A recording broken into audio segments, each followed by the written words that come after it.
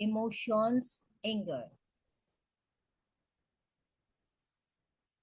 Anger, the term anger, perhaps more than any other emotion, should be interpreted broadly to include several other allied emotional states, such as resentments, repressed anger, feeling aggrieved, frustration, irritation, rage, indignation, animosity, or bitterness.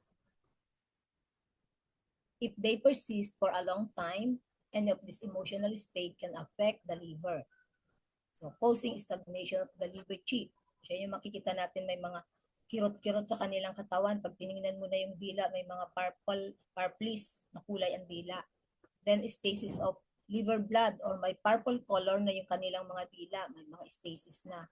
Raising of liver yung rising, namumula na yung mga mata. Or blazing of liver fire. Yan, makikita ninyo, namumula na yung mga mukha. Anger, intended in the broad sense outlined above, usually makes chi rise, and many of the symptoms and signs will manifest in the head and neck. Yan, dito nyo makikita yan, pag tumataas na yung liver fire, umiinit ang kanilang mga liver, nagkakaroon ng fire, such as headaches, sa sakit na ang kanilang mga ulo, magkakaroon ng tinnitus, yung parang nakakarinig sila ng sound na maugong, nahihilo na sila, nagkakaroon ng red blotches on the front part of the neck, and red face, namumula na yung kanilang mga mata, nagkakaroon sila ng uhaw, nagkakaroon sila ng bitter taste kahit hindi kumain ng mapapait. Tapos pag tinignan mo ang dila, mapula na ang dila, lalo pa yung mga signs. Yun na yung mga sign na tumataas na yung fire. So, yan ang itsura, clinical picture ng pag nagagalit, di ba? Yan. So, tense yung shoulder. Pag hinawakan mo, tigas-tigas ng muscle dyan. Mananakit na rin yan. Yung paningin niya, nagkakaroon na ng dizziness, tinnitus, dry throat, shouting. Tapos pag kinakausap mo yan, lagi yan nakasigaw. Nagkakaroon na rin yan ng blurred vision. Yung parang nakakarinig ka ng ibang tunog. Yung umuugong yan. Pag hinawakan mo ang pulso niyan, lalo pa dito sa liver, wiry. Ang wiry parang may ng gitara. Yung ng gitara, wire. Parang ganun yung kinalabit mo. So, chapter 8 of Spiritual Access say, anger causes loss of self-control. Ito naman, di ba? Pag nagagalit tayo, naku, wala ng control. A simple question in chapter 39 says, anger make chi rise. Papataasin niya yung chi mo at magiging causes pwede kang magsuka of blood and pwede ka rin magtae. Kasi pag sobrang init na, ang tendency ng katawan mo, alisin yung init. So para papalabasin niya yung dugo kasi andun sumasama yung init. Kaya yung iba talaga, nagsuka ng dugo sa galit. Or nagtatae.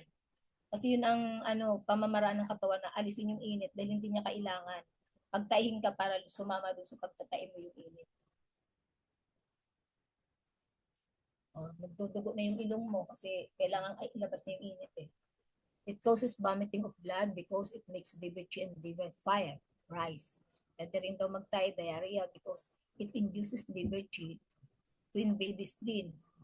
Dahil sobrang init na ni liver chi, invade niya yung energy ni spleen, kukunin na niya, then si spleen, dapat na-hold lang niya yung mga natin, yung mga kinain, hindi niya ma-hold dahil inaagawan na siya ni liver, kaya ang mangyayari, bibitawan niya yung function niya para i-hold, kaya ka nagtatay. Pag ipipressure mo na, ipuncturein mo na yung kanyang spleen, then bawasan mo yung chi ng liver. The simple question says, severe anger, severe the body, anger severes the body and chi blood stagnates in the upper part. So kung sobrang galit na galit, ang upper part ng body mo, nag-stagnate, hindi tumatali ng maayos yung dugo. And the person may suffer from syncope.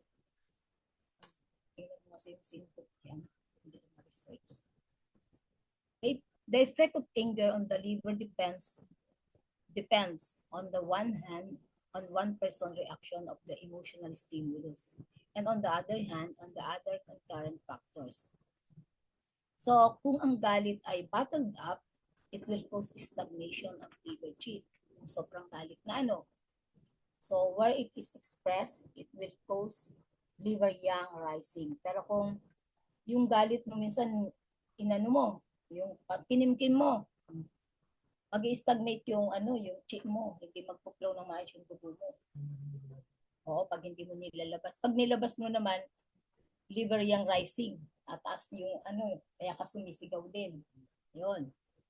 Or liver file blazing. Parang may apoy na dyan sa may ulo mo, sa mata mo. Parang namumula ka na, di ba pag nagagalit namumula. Kung sa kababaihan, nagkakaroon ng stagnation of liver chi. So, ang nangyayari dito, nagkakaroon ng stasis of liver blood. If the person or suffers from some kidney deficiency, halimbawa sobrang pagtatrabaho, and then he or she will develop liver yang rising. So, makikita natin yung mga taong may liver yang rising, yung mga magagalitin. Karaniwan din namumula yung mga mata nila, konting tanong mo lang, nakasigaw. So, on the other hand, if the person has a tendency to hit, perhaps from excessive consumption of hot foods, or then she will tend up to develop liver fire blazing. Yung mga taong may hilig kumain, sili, bukod sa simple, tapos yung mga nakain, tatabang pagkain, yung mga hot pwede ka magka-develop ng pagtaas ng iyong liver fire. Kaya, magiging cause din to yung magagalitin. So, sa TCM, ang tawag doon ay nagkakaroon ka ng liver fire blazing. Isang causes of disease kasi yung ano ng food eh. So, ito yung ating illustration. Yung effect ng anger. Kung ikaw nagagalit, pwede niyang apektuhan ang iyong intestine, ang iyong stomach, ang iyong heart, ang iyong liver. Pag sa liver na magkakaroon ka ng liver yang rising, pwedeng sumakit na yung ulo mo. Yan, pwede nang pati mata mo, mukha mo, namumula. Tapos pwede magkaroon ng liver chi stagnation. Itong mahirap pag may mga liver chi stagnation, yung flow ng dugo mo hindi dumadaloy ng maayos. Kung may history ka ng high blood, pwede kang ma-stroke. Kasi nag-stagnate, hindi nagpo-flow. Walang papunta sa utak, papunta sa puso. Ayun. Yun.